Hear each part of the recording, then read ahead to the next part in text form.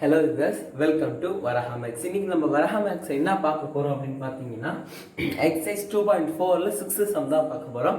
Already நம்ம 5th some பார்த்துருக்கோம். அது எப்படி இருக்குன்றத கமெண்ட் செக்ஷனில் சொல்லுங்கள். அதுக்கப்புறமா இப்போ 6th சம் பார்க்கலாம். இங்கே find the condition of one of the roots. First இங்கே கண்டிஷன் கண்டுபிடிக்க சொல்லியிருக்காங்க. ஓகேவா?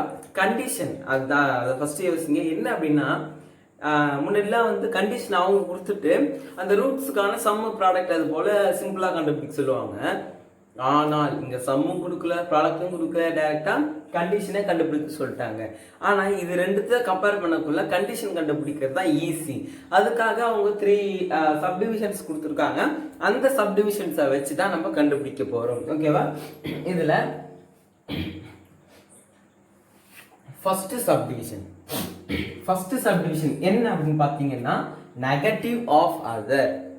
அதர்னா மற்றவை. அப்போ நெகட்டிவ்னா என்ன? Negative numbers. அப்போ மற்றவைகளை விட நெகட்டிவாக தான் இருக்கணும் அப்படின்ற மாதிரி சொல்கிறாங்க. அப்போ அதை நம்ம எப்படி எடுத்துக்கலாம்? சொல்யூஷன் ஃபர்ஸ்ட் சப்டிவிஷன் போடுவோம். அதுக்கு முன்னாடி first sum of the roots, product of the roots இங்கே சிம்பிளாக எழுதிக்கிறேன். ஓகேவா ஃப்ரெண்ட்ஸ்? இப்போ பாருங்க, சம் ஆஃப் த ரூட்ஸ் என்ன? சம் ஆஃப் த ரூட்ஸ் வந்து அது அப்படி எழுதுறதை விட ஆல்ஃபா பிளஸ் பீட்டா அப்படிங்கிறது மைனஸ் பி பை ஏன்னும், அதுக்கப்புறமா இது ஃபர்ஸ்ட் ஈக்குவேஷனும், அதுக்கப்புறமா ஆல்ஃபா பீட்டா அப்படிங்கிறது சி பை ஏன்னும், இதை செகண்ட் ஈக்குவேஷனாக எடுத்துப்போம். அதாவது சம் ஆஃப் த ரூட்ஸ் இந்த ப்ராடக்ட் ஆஃப் த ரூட்ஸ், இது ரெண்டுத்தையுமே first and second ஈக்குவேஷனாக first consider பண்ணிக்கிறோம். ஏன் அப்படின்னா இங்க ரூட்ஸ் வந்து கொடுக்கல. இந்த மாதிரி டைரக்டான ஒரு ஈக்குவேஷனாக தான் தந்திருக்காங்க. ஈக்குவேஷன் வேற, ரூட்ஸ் வேற. ஓகேவா? ரூட்ஸ் எல்லாம் கலந்தது தான் ஒரு ஈக்குவேஷன். அது போல தான் இங்க ஈக்குவேஷன் கொடுத்துட்டு ரூட்ஸ் தரல. அதனால இந்த ரூட்ஸை நம்ம எடுத்துக்கலாம். இப்போ ஃபர்ஸ்ட் சப்டிவிஷன் பாருங்க. ஃபர்ஸ்ட் நமக்கு என்ன சொல்லியிருக்காங்க? நெகட்டிவ் தென் அதர், அதாவது negative of the other. Okay, இப்போ ஃபார் எக்ஸாம்பிள் ஆல்ஃபா இருக்கு அப்படின்னீங்கன்னா, அதோட நெகட்டிவ் என்ன அப்படின்னா மைனஸ் ஆல்ஃபா. இது நமக்கு எல்லாருக்குமே தெரிஞ்சதுதான். ஆல்ஃபா அப்படின்னா அதோட நெகட்டிவ் மைனஸ் ஆல்ஃபா. ஓகேவா ஃப்ரெண்ட்ஸ்? அப்ப அந்த இடத்துல என்ன இருக்கும் அப்படின்னு பார்த்தீங்கன்னா, ஆல்ஃபா. ஓகே, இது இருக்கட்டும், உங்களுக்கு வந்து புரியறதுக்காக சொன்னேன். அப்ப பிளஸ் ஆல்ஃபாவும் அண்டு மைனஸ் ஆல்ஃபாவும் தான் அந்த இடத்துல இருக்கும். ஓகேவா? இது வந்து உங்களுக்கு ஏற்கனவே தெரியும். அதாவது ஒரு இடத்துல மைனஸ் ஆல்ஃபா இருக்குன்னா இன்னொரு இடத்துல பிளஸ் ஆல்ஃபா தான் இருக்கும். அப்ப beta equal to minus alpha. ஓகேவா?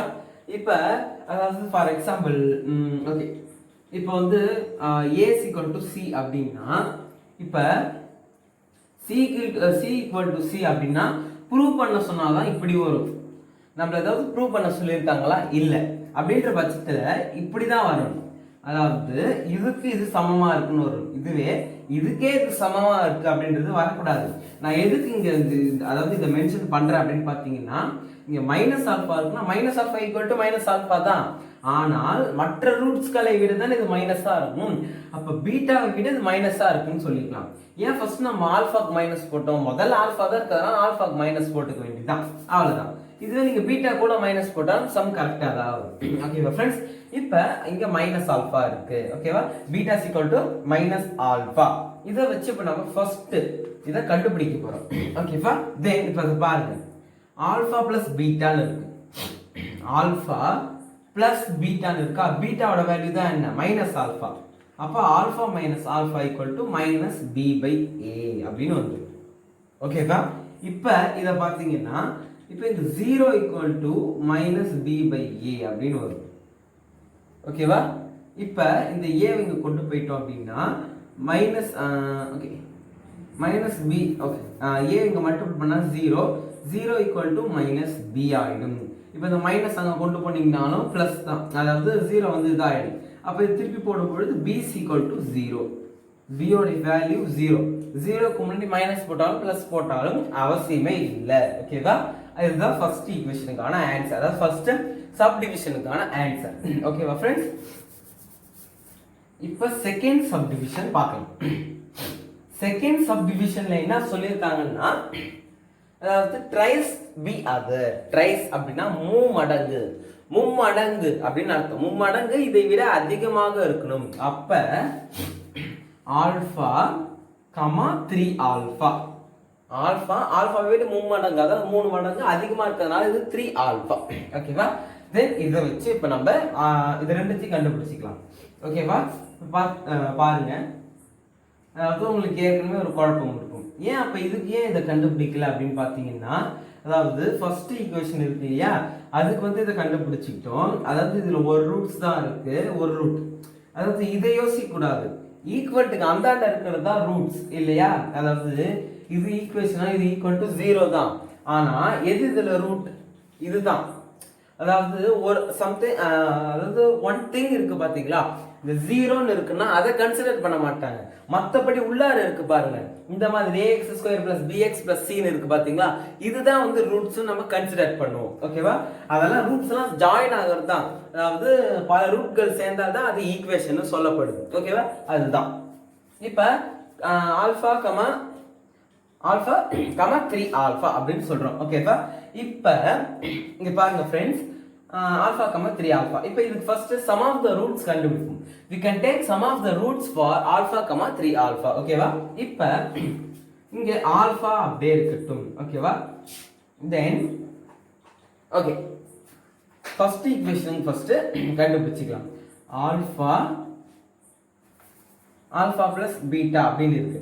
இங்க தான் நீங்க புரிஞ்சுக்கணும் என்ன அப்படின்னா, இந்த ஈக்குவேஷன் உண்மைதான், அதற்கான சப்ஸ்டிட்யூட் மட்டும் நம்ம வேற எடுத்துக்கணும். the equation is same, we can take the substitute is other. Okay, நான் என்ன சொல்றேன்னு புரிஞ்சுக்கும்னு நினைக்கிறேன். அதாவது this contains, the first subdivision contains one root only, but second subdivision contains two roots, so we can add this. ஓகேவா? என்ன சொல்றேன் அப்படின்னா, இங்க ஆல்பா பிளஸ் பீட்டா அப்படின்னு இருக்கு. அப்ப ஆல்பாக்கு பதிலா ஒரு வேல்யூவும் பீட்டாக்கு பதிலா ஒரு வேல்யூவும், ரெண்டு வேல்யூல ஒரு வேல்யூ எடுத்து இது பண்ணிக்கலாம். அதாவது இது ஆல்பான்னு இந்த பீட்டாவை கன்சிடர் பண்ணி இதை பிளஸ் பண்ணிக்க போறோம்.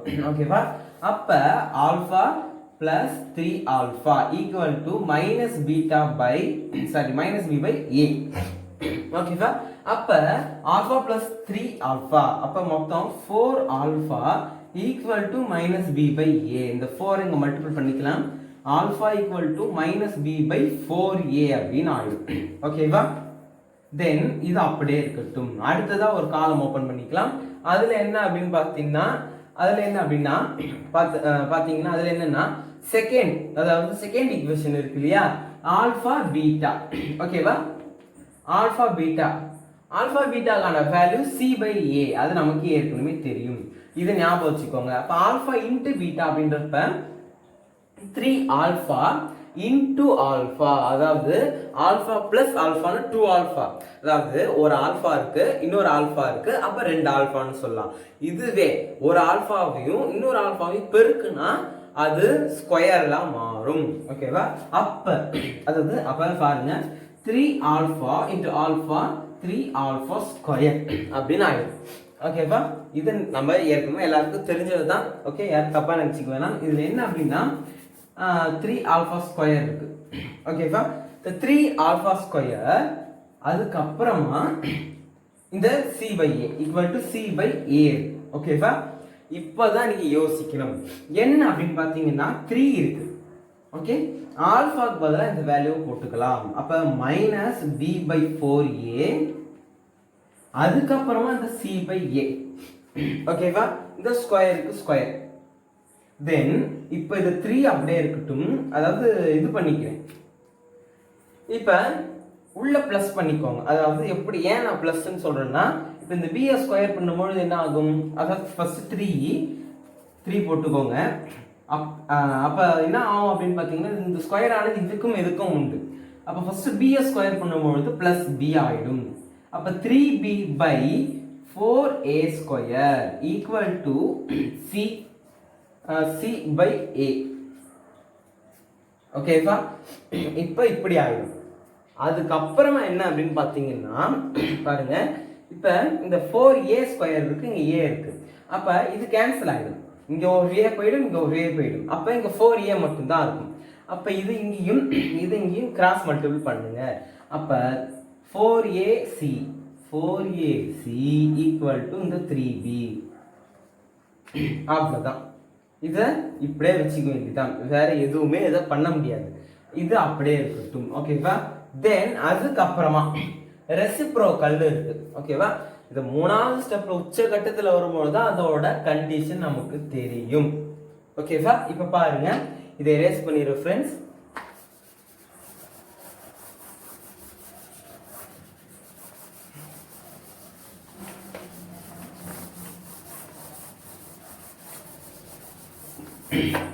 ஓகே, ஏன்னா இப்ப பாருங்க, தேர்ட் தான் வந்து ரெசிப்ரோக்கல்ல சொல்லியிருக்காங்க. ஓகேவா? ரெசிப்ரோக்கல் தென் அதர், மற்றவைகளை விட தலைகீழாக இருக்கும் அப்படின்னு இருக்கணும் அப்படின்னு சொல்லியிருக்காங்க. ஓகே, ஃபர்ஸ்ட் ஆல்பா அப்படின்னா ஆல்பாவோட ரெசிப்ரோக்கல் 1/α. ஓகேவா? தென் இப்போ இதுக்கு ப்ராடக்ட் ஆஃப் த ரூட்ஸ் மட்டும் கண்டுபிடிச்சிக்கலாம். ஓகேவா? ஏன் அப்படின்னா இங்க ஃப்ராக்ஷன்ல இருக்கு. அப்ப ஃப்ராக்ஷன்ல இருந்து பிளஸ் பண்ணா நமக்கு தேவையில்லாத வேலை, அதனால இருக்கிறத மட்டும் நம்ம எடுத்து யூஸ் பண்ணிக்கலாம். அப்ப இதை பாத்தீங்கன்னா 1/α இருக்கு. ஓகே, சாரி, ஆல்பா அப்புறம் 1/α இருக்கு. அப்ப ஆல்பா பீட்டா ஆட்ல இருக்கு, அப்ப யூஸ் பண்ணிக்கோங்க. அது மல்டிபிள்ல இருக்கு. அப்ப ஆல்பா இன்டு 1/α, ஆல்பா அதாவது alpha into 1/α. This is the type of mixed fraction. ஓகேவா? கலவை பின்னம், அதாவது ஃபிராக்ஷனா பின்னம், மிக்ஸ்னா கலவை, அதாவது கலவை பின்னம் அப்படின்னு சொல்றேன். மிக்ஸ்டு ஃபிராக்ஷன்ல இருக்கு. அப்ப மிக்ஸ்டு ஃபிராக்ஷன்ல இருக்கட்டும், அப்படி இல்லைன்னா கூட இங்க மல்டிபிள் தான் சொல்லியிருக்காங்க. அதனால இது எப்படி வந்துடும் அப்படின்னா ஆல்பா இன்டு 1/α அப்படின்னு எழுதிக்கிறோம். ஃபர்ஸ்ட் ஸ்டெப்ல இப்படி போட்டுக்கலாம். ஆனா நான் டைரக்டா உங்களுக்கு போட்டீங்கன்னா வந்து மிக்ஸ்டு ஃபிராக்ஷனா மாறிடும். ஒரு தடவை சொல்லிக்கிறேன், அவ்வளவுதான். இப்போ அதை பாத்தீங்கன்னா ஆல்பா இன்டு 1/αன்னு இருக்கு, ஈக்குவல் டு இந்த c/a.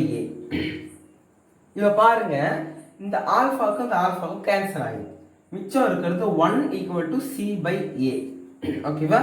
தென் இப்போ இதை அந்த பக்கம் கொண்டு போய்க்கோங்க. அப்ப இங்க a ஈக்குவல் டு c அப்படின்னு இருக்கும். அப்ப இதுதான் கண்டிஷன். ஓகேவா? இப்ப இதை நீங்க திருப்பி கூட எழுதிக்கலாம். c is equal to a is a condition. அவ்வளவுதான் ஃப்ரெண்ட்ஸ், இந்த வீடியோ முடிஞ்சிருச்சு. இதோட நம்ம எக்ஸசைஸ் 2.4ல 6 சம் வரைக்கும் பார்த்துருக்கோம். என்னை பொறுத்த வரைக்கும் கொஞ்சம் ஸ்பீடா தான் போகுதுன்னு நினைக்கிறேன்.